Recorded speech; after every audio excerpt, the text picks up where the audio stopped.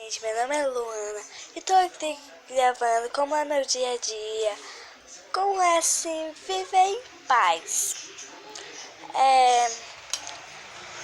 Eu gosto muito de brincar, de ser aventureira.